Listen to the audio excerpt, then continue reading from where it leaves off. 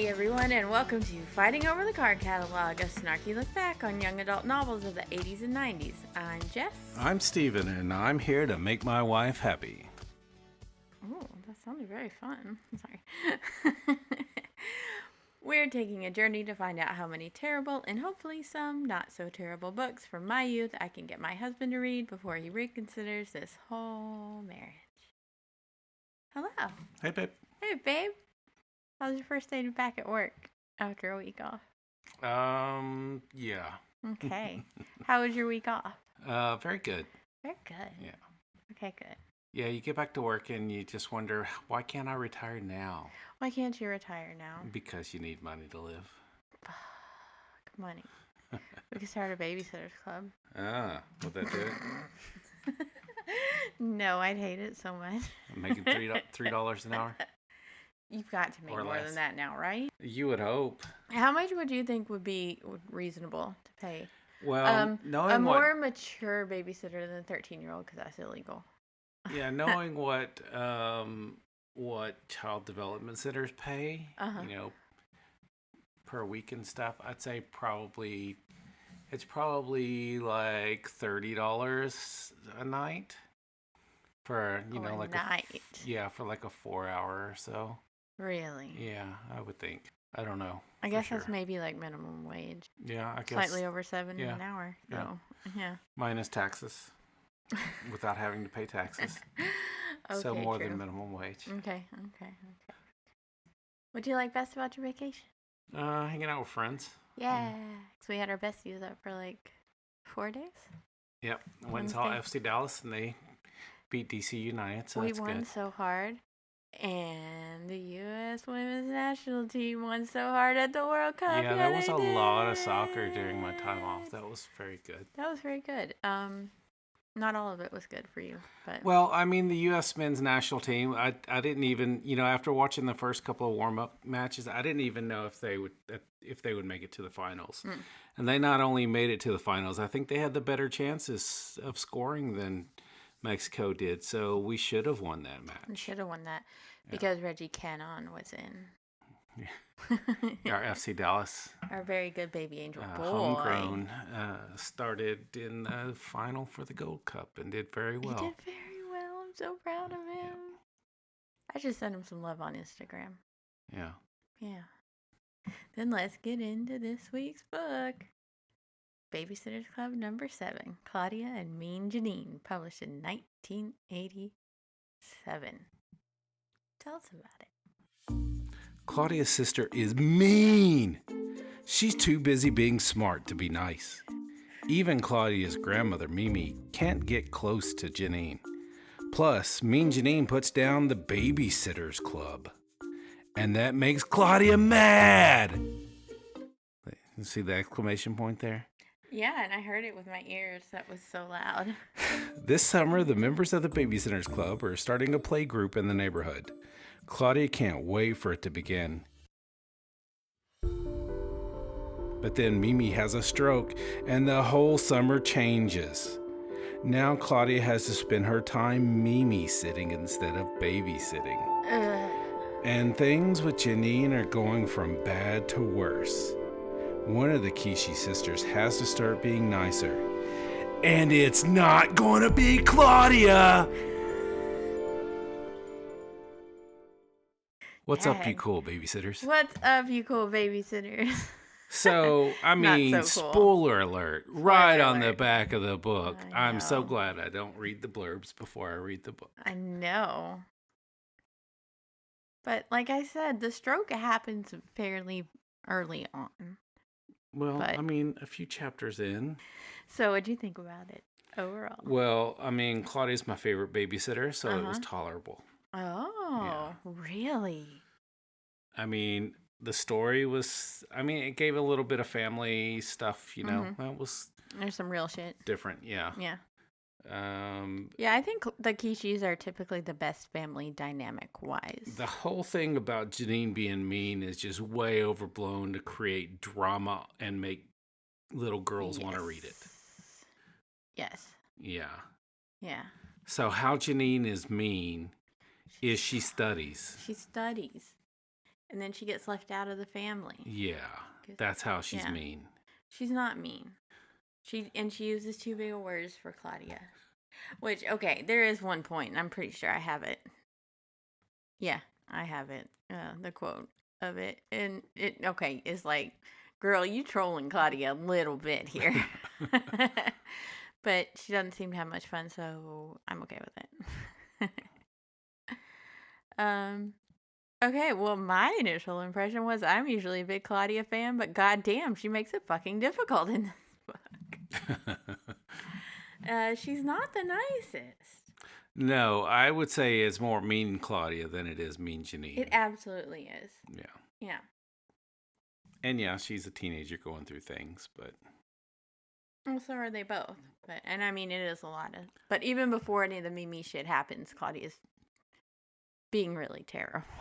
When you were reading this, I don't know how far in you were, but you went, quit being so boring, Claudia. I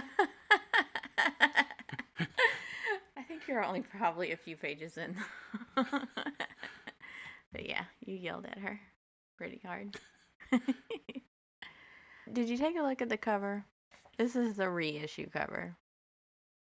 That's Janine. She looks like she's 45. Which one's Janine? The one in the white shirt. Both of them look like they're 45. Yeah? Let me see. I mean, yeah, okay, but at least she's got a scrunchie and a t-shirt on. Granted, so do I as a 36-year-old. But. So that's supposed to be Claudia and Janine? Mm-hmm. Oh, wow. Okay. Yeah. The original cover, I wish I had the original. Claudia's sister is an impossible person to live with. That's on the front cover. Wow. And she's not. You don't know mean siblings, Claudia. I'm telling you, you don't know me. For real. Yeah, I had a brother who threw a rock and hit an animal that I was riding on and made it buck me off.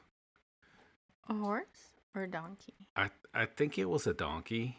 You don't know. I think it was. He's also the brother who threw a boot and hit my other brother right in the nose and broke his nose. It's kind of funny, though. He's the brother who beat me up because I wouldn't go get him a glass of milk. Well, you dick. He just wanted to have his calcium. I'm just saying, Claudia doesn't know mean siblings. I guess you over-exaggerate when you just don't know. This is the one I grew up with. I can't get it bigger. But Janine's just like super nerd with the best haircut of all time. And I think that's supposed to be Jamie Newton, better. But he's very tall for a 4-year-old. Okay. Yeah, gotcha. But yeah. So, scale of 1 being the best book ever to Dementor's Kiss of 10. What do you rate it? I'd say probably 4, 5, somewhere around there. That's how I'm feeling too. Yeah. 4.5. Good reads. Okay, then let's get into it. So, obviously, Claudia and her sister Janine do not get along. Yeah, I don't think Janine's mean. She's a little annoying and overly proud of her, like, mad intellectual skills, but not mean. Yeah, I mean, mainly she she corrects grammar. Yeah, she's a grammar Nazi before there was even Facebook. Yeah. Oh, you know she goes to town on Facebook. Anyway, this is the first book where somebody's turned 13. So thank God we're past the 12-year-olds for some of them. Not all of them yet.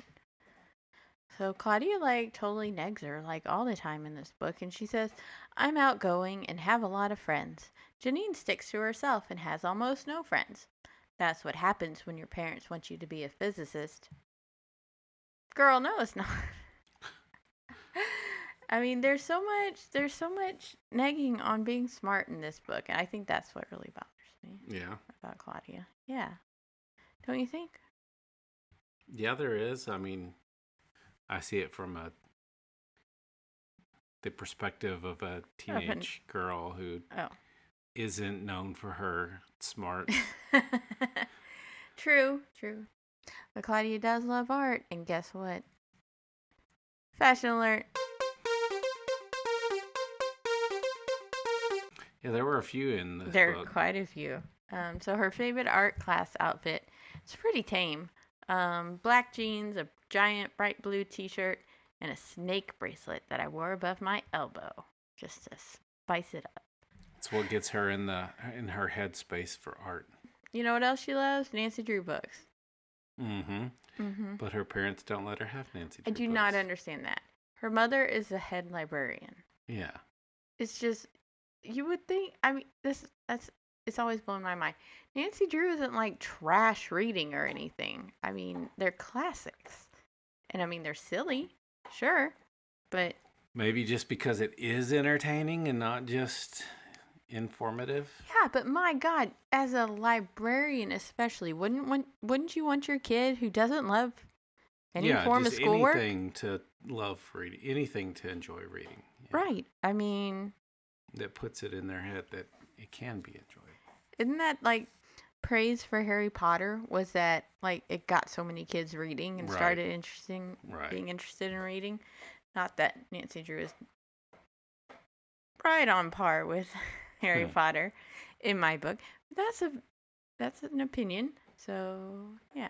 Anyways, I think it's irresponsible of her mom, head librarian my ass. Well, I think it's irresponsible of Anne Martin, but because she didn't really channel the librarian.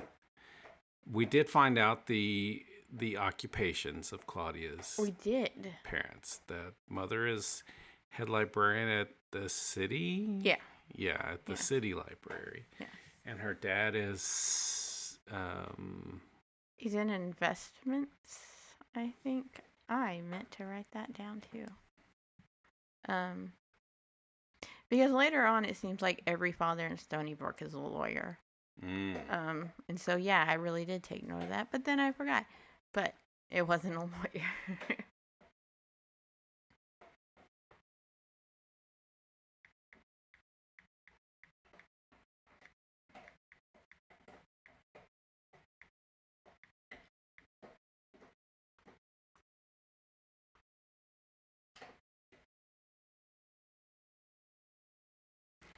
investment banker. Investment banker. Bougie. So, one morning they're having breakfast and Janine's trying to be nice, I think, by asking Claudia, like, what the club's gonna do after Christy moves over to Watson's neighborhood, because that's happening very shortly. But she says it like this. So, said Janine out of the blue, may I ask how your agency plans to function once your founder is residing in a different district? So Claudia's not totally wrong here, but, I mean, that was a little unnecessary. But she doesn't need to flip out and be mean about it. Christy thought that her family play group went so well the week of the wedding, which was just last week, apparently. Yep. That they should maybe do a play group similarly to that. Just 3 mornings a week. During a week in July. No, it's more than a week in July. Anyways, during the month of July in Stacy's backyard. They'd tell their regular customers about it, and they can just send their kids over anytime they wanted. They charge like $3 a kid, and it'll be good money probably divided 5 ways. And, you know, there's a thing with, like, Jamie Newton, his mom saying, oh, this will be a good experience for him before he starts daycare. And so, yeah, they sell it that way. They get Mrs. McGill's permission to use their house, which I think is very nice of her. So they went around to their regular customers. They made flyers, of course. These girls love them a flyer. And, I mean, printers weren't really a big thing back then. What did they do? They had, well, in the first book, they had their initial flyers. They had Christy's mom run them off at work. Yeah. So, probably that again. So, they went around to all their regular customers with their flyers, but also to talk to them because they thought it'd be more personal. So, they went around to most of them and then started over to the Prezziosos. What nobody was saying, or at least what no one except Marianne was saying, was that we hoped Mrs. Prezzioso wouldn't want to send 4-year-old Jenny either. Marianne's the only one who likes her. If you ask me, Jenny is a big fat brat with a capital B. I hate it. I hate the Janine hate. I hate the Jenny hate. This is now a Janine and Jenny appreciation podcast. Yeah, really. I mean, she's kind of picky at times. What 4-year-olds aren't? She really likes wearing nice clothes. Mm-hmm. And you can't really put that on her. That's a learned behavior from her mother. Yeah. That she has to be in these fancy dresses and... to go to a play group. That's all on Mrs. P. That is not on her. Now, there were some things where she wasn't listening, I guess. Like, they're telling her to put her smock on, and she didn't want to put a smock on because she was in her dress, and she wanted everybody to see her dress. They don't know how play groups work, I guess. But, yeah, I mean, it's not like she's this horrible person. No, and that's the way they act. Like, this This is the 7th book, and there's barely been anything to this point. The way she acts at playgroup is, like, the worst. But it's not even that bad. Yeah. She's not causing trouble herself. They're telling us rather than showing us. And so I don't believe it. I'm sorry for all the Jenny hate I had back in the day. Before I knew better. I just went along with what they said. Yeah. I'm ashamed. I'm sorry, Jenny. I love you. And they get to the Pikes. They're like, we know probably only the youngest kids will come. But Mallory's there, and she seems kind of interested, but then she's like, oh, no, I'm too old. But then Christy's like, hey, maybe she could come for free and be our helper. They don't think they could pay her, but she'd get, like, some training for free babysitting. Labor. Free labor. Yeah, she's like 11 now. Almost. I think she's still 10. It said something about Did 11. Did it say 11? So maybe it was almost 11. Yeah. Or maybe it was just 11. Anyways, close. It's a major foreshadowing, which is pretty dope. Here's just how Janine is treated in the family. Claudia goes, I love to help Mimi in the kitchen. I don't know why Janine doesn't. Of course, we hardly ever remember to ask her. And that's the whole problem with this whole fucking book. And poor Janine's whole problem and her whole family. And I just feel so bad for her. Yeah. It's like she's part of the family, but we don't treat her like she's part of the family because we think what she's doing outside of the family is more important than her being a part of the family. And they think she prefers it.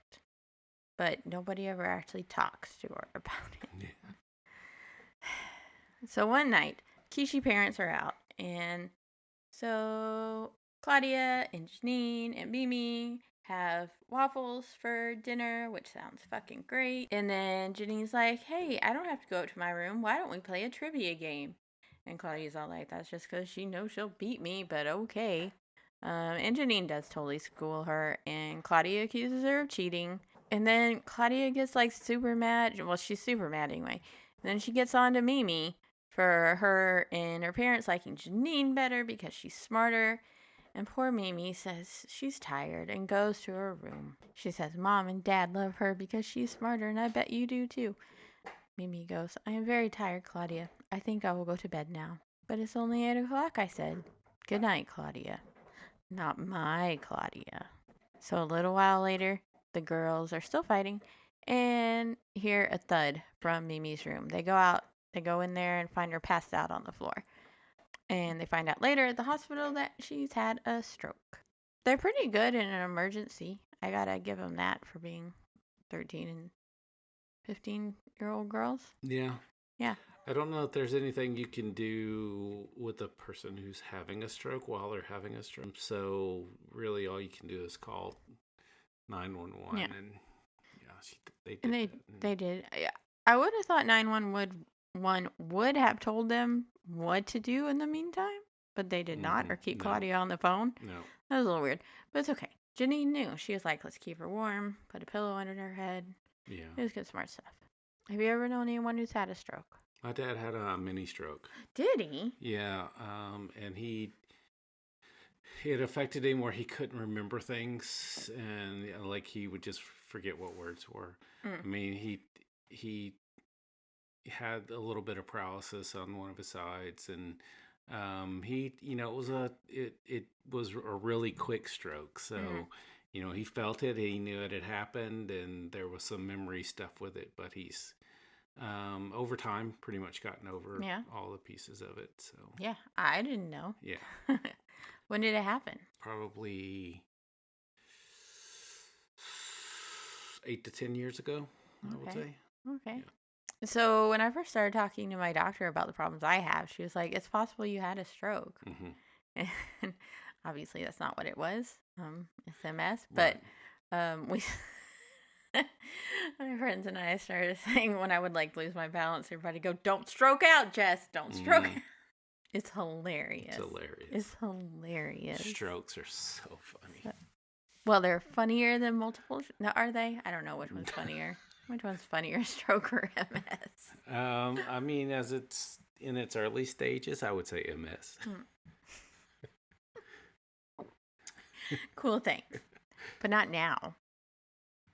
Well, I mean, even now you have some ability, but later on hopefully stuff will work out. So anyways, all this happened the night before the playgroup starts. But as Mimi's in intensive care and unconscious, there's not much to do, so Claudia goes to the first day of their playgroup anyway. But she lets everybody know right away, and everybody's shocked. And it's pretty sad. But not so sad that we can't have a hell of a fashion alert. Stacy's wearing a pair of knee-length lime green shorts, matching green high-top sneakers, and a large white t-shirt with a gigantic taxi cab on the front. That's pretty dope. Marianne and Christy were just wearing blue jean shorts, running shoes, and t-shirts. Although Marianne's shirt was pretty, it had a scoop neck and lace edging on the sleeves, while Christy was wearing an old gray thing that had probably once belonged to Sam or Charlie. It said Bowen's Movers. Bowen's. It's Bohren. Dawn, in a surprisingly New York kind of outfit, she usually goes for California casual, was wearing striped pants with suspenders over a red shirt. That's not very playgroup soundy to me either. Dawn. But Jenny shows up, wearing a pale pink, spotlessly clean party dress with puffed sleeves and white smocking across the front. On her feet were lacy white socks and pink Mary Janes. So they tried to get her to at least take off her shoes and socks, and Jenny freaks the fuck out. I mean, I feel sorry for Jenny, and I feel sorry for her parents, because what kind of life did they lead that they believe that that's what play clothes? Well, I think Mr. P has a better grasp on things, because remember, he didn't really like dressing up, and he dressed in jeans and a polo shirt to go to that basketball game. Yeah. And he was so happy about it. So maybe he just doesn't pay any attention to Janine. I think he just lets Mrs. P do what Mrs. P gonna do. Yeah, and it's Mrs. P who has the big problems. Yeah. So we feel bad for all of them still, though. Yeah. Or did she have a normal childhood, but she wishes that her mom had made her to be like that? See, that seems more realistic. Yeah, more likely. Yeah, but Jenny yells off, "I don't want to take off my pink shoes." I don't blame her. Pink Mary Janes are adorable. She also doesn't know how to share, though. She wouldn't cooperate with other children. She said she wanted to play by herself, but when the other kids left her alone, she complained bitterly. "Nobody likes me," she wailed. "But Jenny, you said you didn't want to play with them," I pointed out. "Well, I do now, so go play." "I can't. I'll get my dress dirty." I rolled my eyes. Jenny was what Mimi would call a trial. Which, yeah, that's a little frustrating, I suppose. But then we get to this point. So Jenny is coloring with a couple other kids. Okay, it goes, "I saw Claire Pike ask Jenny for a red crayon that she wasn't using. When Jenny wouldn't give it to her, Claire got mad, turned around, and whacked Susie Barrett. That is not Jenny's fault." That's Claire being a little brat. Yeah, the not sharing is not good, but... No, but that's something you work with 4-year-olds on, And you need to work with both kids. On both sides. Yes. What the fuck? She just whacked this other kid because Jenny wouldn't share? Yeah. That's ridiculous. Fuck off, Claire. Not cool.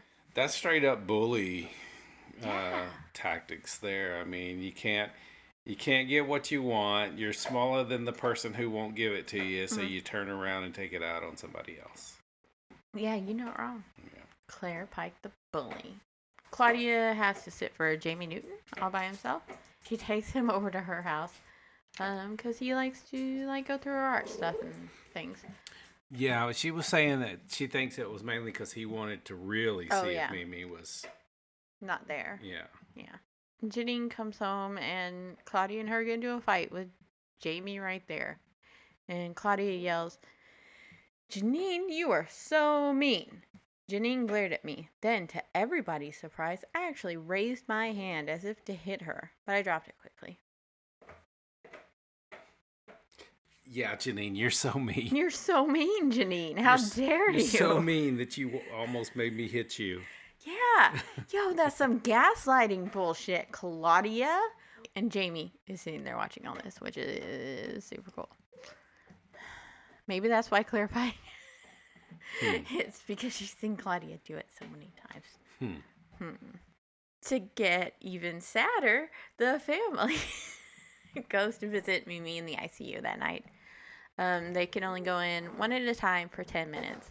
And Claudia gets pretty freaked out by all the machines and Mimi just staring up at the ceiling, which I can understand. But Janine goes in and just talks to her like normal, and Claudia's pretty jealous that she's able to do that.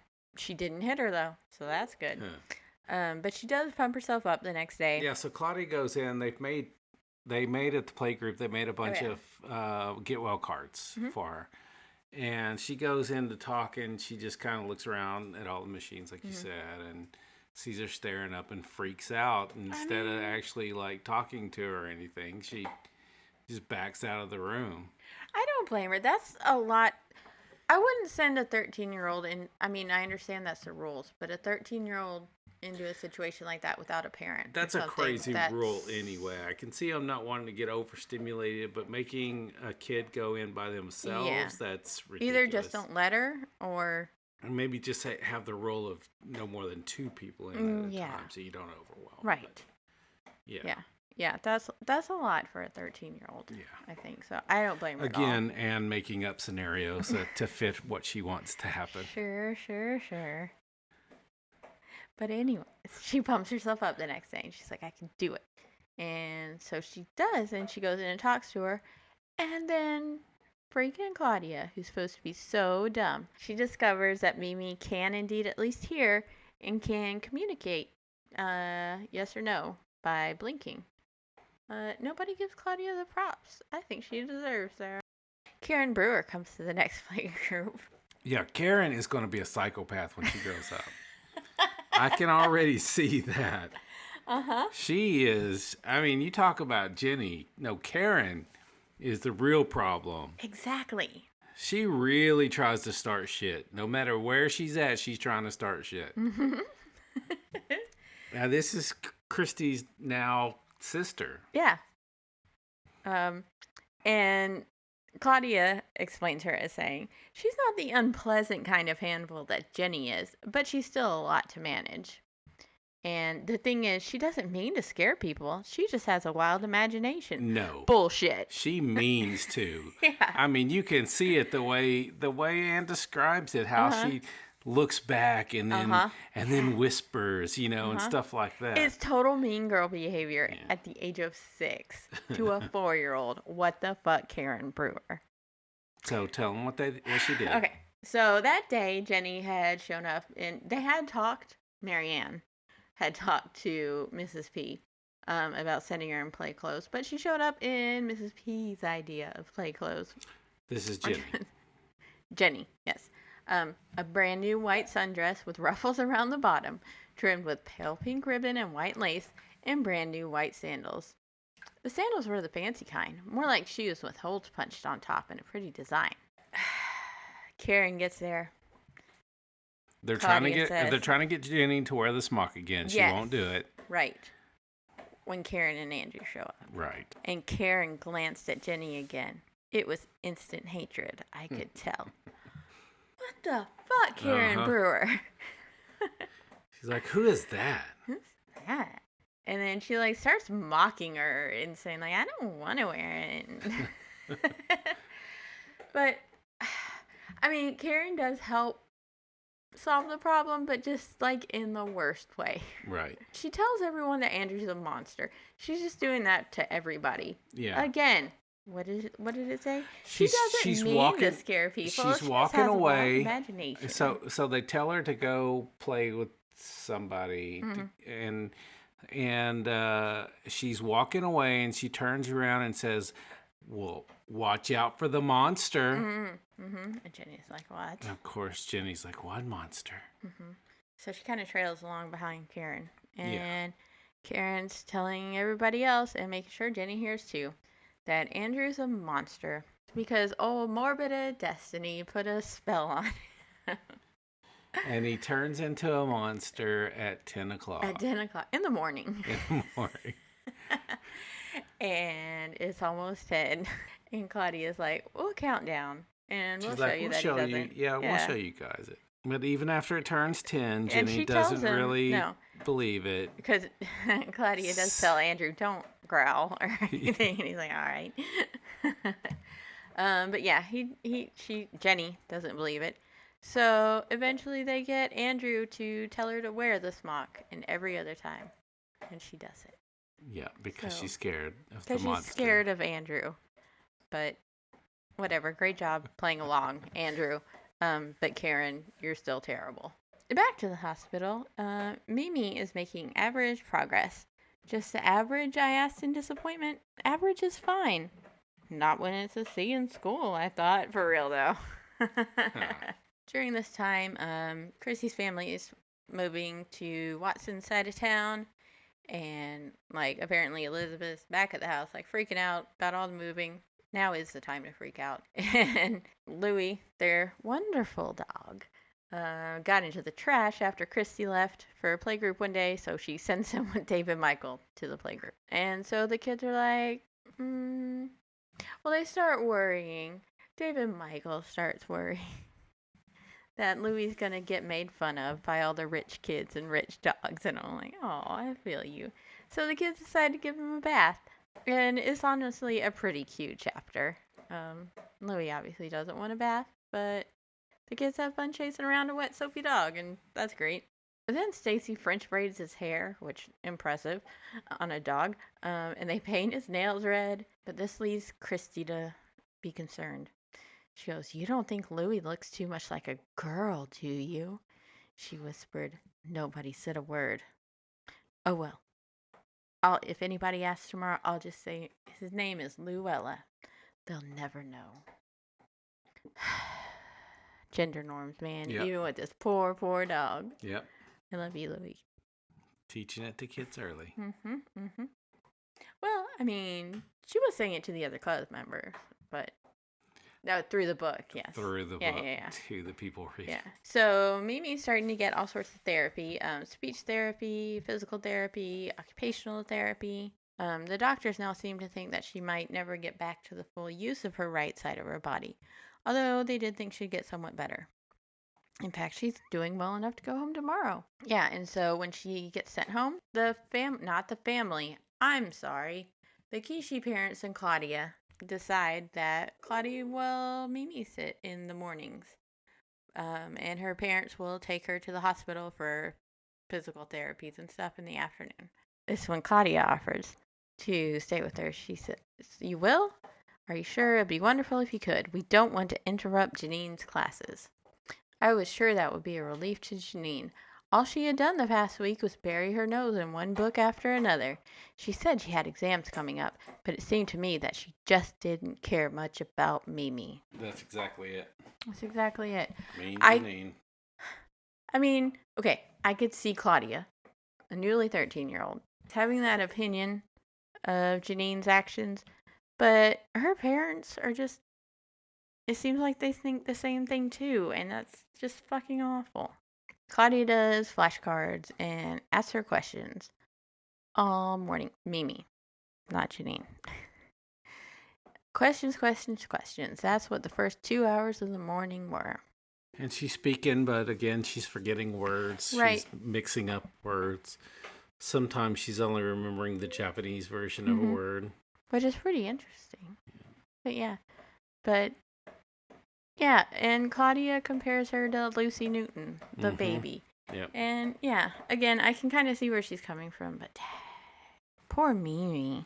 She doesn't say it to me. She said she could toddle around, but she couldn't speak. Just like Lucy Newton. And speaking of that, Claudia does go babysit for Jamie. And Jamie is getting jealous of Lucy because she's going to be having a christening and a party for it soon. And he's super jealous of Lucy. And when she leaves, Claudia goes, and I had the nagging feeling that Jamie and Lucy reminded me of Janine and me, but I wasn't sure why. You're not the smartest, Claude. Well, I felt sorry for him because nobody even tried to explain to him, like, this is a big day for her. You have big days as well. And we'll be celebrating for you and not for your sister. But today is her big day. Right. So just calm the fuck down. Yeah, just get over it. So Claude has another sitting job all day for the Marshall girls. It's been planned way in advance, apparently, so like, oh no, what do we do with Mimi? They don't ever consider asking Janine, so they get Mary Ann to Mimi sit. And she says in the notebook, I was happy to, of course, but I wasn't expecting Mimi to be so different. She can't even remember the simplest things sometimes. In case any of you stays with Mimi while she's getting better, you should know that she gets upset easily, frustrated, I guess. She yelled at me, and Mimi has never, ever yelled at me. But Mary Ann's being pretty fucking annoying with the flashcards and shit. Pushy, I guess? Yeah, not only that, but a little condescending. Yeah. Because she's doing it like like she's a little kid. Yeah. So even though at this point Mimi has gotten enough brain power back that she's forgetting words, but she knows she's an adult. And she knows she's getting them wrong through life, and she knows she gets frustrated herself knowing she's getting stuff wrong. And then Mary Ann's sitting there going, "Say it." Yeah. And then starting like, "Puh," to start a word, and it's like teaching a 5-year-old to read. Yeah. And that's not where Mimi's at all. And eventually Mary Ann says, "Say it, be quiet," said Mimi as loudly as she could. And I kind of loved it. And she storms off to her room, and it's pretty good. I'm like, good for you, Mimi. But I would have said, bitch. Mary Ann defo would have cried. But eventually, they both calm down, and they both apologize to each other over some special tea. And they watch Wheel of Fortune, which is a good idea, because earlier, they tried to watch TV, and it was unfortunately, it wasn't a very interesting show. It was about tax reform or something. It was I know it was the 80s, but there was more than one channel. You could have tried something else, Mary Ann. But they do watch Wheel of Fortune, and Mimi's pretty good at it. And so Claudia's like, okay, well, we should watch that every day. It's good for her. Claudia goes over to the Newtons one day to help decorate their backyard. And she walks into the house, and the dining room is in shambles. Mrs. Newton had set out every plate, dish, and piece of silverware she planned to use at the party the next afternoon. Mrs. Newton is not great at throwing parties. This is too stressful for her. Remember Jamie's birthday party? Mm-hmm. Yeah, she's not good at it. Where she actually just let the kids be by themselves for most of it. Right. And both Jamie and Lucy, Lucy's teeth are coming in, or they're sore or something, and Jamie's got a cold. Oh, she's cutting a tooth. Yeah. Yeah, so they're both feeling like shit and being bratty. Christening fashion alert. Claudia was wearing a big, loose, white shirt with black splotches all over it and white pants that came down just below my knees, my shoes. And I might point out that I'd had a fight with Mom over permission to buy them. Were dainty gold sandals that laced partway up my legs. Ooh, so sexy, Claude. Then I put on my pink flamingo earrings and a pink bracelet that said Claudia in heart-shaped beads. Finally, I braided my hair into 4 long braids, tied a ribbon around the top of each, and fastened the ends with butterfly clips. That is a lot going on. Mm-hmm. And she's like, it may not be church appropriate, but, like, it's just a ceremony. It's not like a real church. So the girls have been hired. They're invited to the christening, but hired to, like, watch Jamie and pass out appetizers, all that sort of stuff. Of course, Jamie's really jealous, and towards the end of the party, Claudia catches him about to pour punch all over Lucy. But he changes his mind, and he doesn't. He tells Claude he was going to, but she's his sister, and he loves her. Okay, I still get this scene confused with Jamie's birthday party scene. There is way too much fucking punch at the Newton's house, and too many accidents or near accidents with it. And I'm surprised Mrs. Newton let the girls be around punch again after the last time they were pouring it all over the dining room and onto each other. Anyways, Claudia thinks about how Jamie's parents love them both the same, and then realizes, what? Maybe her family probably loves her and Janine the same as well. So she goes home and has a talk with Janine. And Janine's like, you're always pushing me into my world and out of yours. And they discuss how it seems like Janine's just too damn busy studying all the time to make time for the family. But it's just that Claudia jumps in first. And they both feel like their parents like the other one more. So they make up. And it's lovely for this book anyway. It doesn't stay that way, but it's fine. And then Claudia's talking to Mimi. She says, I gave you the stroke, didn't I? I was rude to you that night, and then you went to your room, and the next thing I knew, you'd fallen on the floor. So, I mean, obviously she didn't. Claudia and Mimi's like, no, of course not. But, I mean, that's a lot of guilt to, have around your shoulders. So, one more meeting, and Christy is moved by this point, and the new people who were rushing them out of the house so quickly have moved in. The perfect Perkinses, and they, of course, left a flyer in their mailbox. Is that what you call them, the perfect Perkins? Oh, yes, you'll see. I'm surprised Christy didn't leave, like, a whole stack of flyers or a book of how great the Babysitter's Club is with, like, testimonials from other customers, like, on their countertop or something. But anyways, they do call up, ask for a sitter, and Christy gets the job. That's got to be kind of weird. It's weird, yeah. They do go into it. House. Yeah, they get into it in the next book. It's, it's interesting. But then guess what? There's another phone call, and it's the Pikes.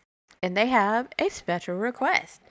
Well, this summer, said Dawn, Mr. and Mrs. Pike want some time to themselves at Sea City, this place in Jersey where they go every summer. So they're looking for 2 mother's helpers to come along on the vacation. 2 of us. And it turns out Mary Ann and Stacy are the only ones who would be available. So they haven't gotten permission yet, but they're like, yeah, that'll be fine. And Mary Ann says, yeah, Sea City, here we come, which is the title of the 10th super special. So I'm very disappointed in the laziness of that title. Yeah. So, like, Anne makes it very convenient for herself by saying that the other 3 of them, well, 2 of them have something going on. Right. Dawn's going to California. Claudia's going on family vacation. And Christy's mom just wants the whole family to be there. Be together. Learn how to be a family. Learn how to be a family. I mean, it makes sense. And somebody's got to stay in town to babysit the other kids. I was going to say, but, that's a little too convenient writing. Because, I mean, wouldn't Christy have really been like, I want to go. I bet Mom will let me go just for this. It's a special occasion. Yeah. Yeah, you'd think so. Because, and we'll have the whole rest of the summer afterwards. Yeah. But no. Yeah, you're totally right. She would have. But no, she's just like, no. Stay at home. It's fine. Yeah. Yeah, You're Mom, right. let That me is go weird anyway. and not right. Yeah. The And you end. know, a narcissist would be like, it's all about me anyway. It's my vacation. I'm the You're right. president. She's I'm the going. president. So, do you remember my bringing this up at the end of last episode? I didn't make you read it. The first chapter of the Anna M. Martin biography. I thought I'd just go through and read the key points of the first chapter. So, I hate the cover of this book. Okay. It's called Anna M. Martin, the story of the author of The Babysitter's Club. And please note that author is not capitalized. The story is. Anyways, and it's written by Margot Becker R., as in the letter R, with Anna M. Martin. It was written in 1993. The first chapter is called The Diaper Years. Anna M. Martin was born on August 12, 1955, while Hurricane Connie was whipping through the little suburban town of Princeton, New Jersey. Her father, because he's so funny, joked that they ought to name the baby Connie Gale after the storm. Ah ha ha. But no, they named her Anne because they wanted her to call her something simple that the other kids wouldn't make fun of. I think her sister's name is Jane. She's the biggest baby at the hospital at 8 pounds 2 ounces, which apparently was really big then because we know now more about nutrition and pregnancy care. They had a cat named Tigger. I did too. Did you? Mm-hmm. So does Mary Ann later on. We had a tiger. That was the cat that left us for like 2 years. And then we're walking outside one day and there's a cat that's like right there. Mm-hmm. And I'm like, I think that's our old cat. He's just like, hey, fam.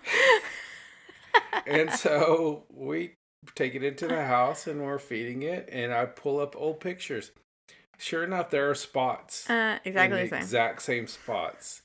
So I'm like, it came back to us. That's really sweet, but where'd you go, bro? Yeah. What the hell? I feel like we figured she probably went to another house, and the other house had food at it, so it kept going back. And then one day somebody said, "You're an indoor cat now," and took it indoors. And maybe so. And then she got out. She like, no. She got out one day and said, "Going hey, back to my real remember family." These other people. Say, I remember that nice Stephen boy. He loved me so. And we had her brother as well, and boy, he was a wild cat when we first got. They were both feral cats that were given to the they assumed it's from the same litter. It's turned in at the same time, and they were both feral, same age. And we ended up having him for probably 10 years. Oh. He just became the biggest, fattest cat. He was fat and happy. Good. What was his name? I think it was Shadow. I wanted it to be Pooh or Piglet. It was an all-black cat. Eeyore. He would have been a good Eeyore. So yeah, and the other one was orange and white striped, and that's why it was Tigger. There's a lot of going in, telling us about how the 50s were. We had a president named Eisenhower. Marilyn Monroe was there. And a computer was as big as a whole room. So her mom had been a teacher, but, nobody stayed in their jobs once they had a baby. Her dad was a cartoonist. He did as much artwork as possible. He did murals all over the place. And he also later on did stuff for the New Yorker and doing like his cartoons for that. And he became pretty well known for them apparently. So that's pretty cool. And after Super Special #1, he also illustrated the Super Specials. So you can judge for yourself when we get to that. It's talent. Yeah, the first one, Anne did herself. And it is not good. So Princeton, New Jersey is a really good place to grow up then and still now. It's quiet and safe. And they make it sound really disgusting. Curving, tree-lined and flower-lined streets, gets relaxed. And all sorts of stuff to do at Princeton University. It's only an hour from New York City. When she was 2, they moved to a new house. And then her sister Jane was born. She was fascinated by the baby as soon as it was born and remained fascinated with children as she grew older. And then they lived the perfect little 50s family life. Her dad left work at 6, home by 6:15. They were all able to sit down together for dinner at 6:30. And would play with Tigger and Kiki, the other cat, under the table. Tigger lived to 17. By that time, he was lame, and the Martins carried him up and down the stairs. Yeah, I've seen like a 20-year-old cat, and it's not a pretty sight. No, our tiger lived to... Yeah, he was probably 18, 19 when he died. Man, he was drooling for the last few years, and it was stinky. I mean, it was disgusting. But he was a good boy. When our golden retriever, Gracie, died, she was on the floor, and he was a big old tough cat. Big old tabby tough guy. And he would, like, bite all the cats on the street and shit. But he was a good cuddler in the house. And then when she died, he came in and he laid up on her belly to say goodbye to her. Oh my God, it was the sweetest thing. He was a good boy. Anyway, and got lots of, like, good attention. And everybody was saying, oh, she's a very good listener from the beginning. But she was still so shy and prone to nightmares. Monsters in the closet. I bet she would have been scared of Andrew. She slept with her overhead light on. A nightlight just wasn't good enough because she thought foxes lived under her bed. Maybe this is why Anne became somewhat of a homebody. She liked sticking around the house where she knew all the kids and where her mother or other helpful adult was just one shout away. A few years later, Anne's Brownie troop leader wrote in her autograph book at the end of the school year, "Quiet, serious, dependable Anne. You'll go far if anyone can." You bet she would! Exclamation point. That's the end of that chapter. So, yeah. So maybe you can start to see a little bit of how her perfect little childhood molded her stories. Yeah. We'll get it more into that the next Babysitter's Club book, which won't be till next month. Huzzah for you. Okay, on to our current reads. You're still reading Neil Stephenson and loving it, yes? Yeah, I mean, I barely read any last week because it was, I'll read at night usually, and we were staying up till like 2 with our friends and by stuff. By the time I was going to bed, I was too tired. So. I'm reading The Strangers. It's a Greystone Secrets #1 by Margaret Peterson. It's been pretty good so far. I guess I'm probably about 2/3 done with it. And that's what you're listening to at work. Yeah fairly interesting, so I mean You're sticking with it. Unlike me in the book I was reading last week. Oh my God. I had another book I was listening to and I stopped and went on to a new one.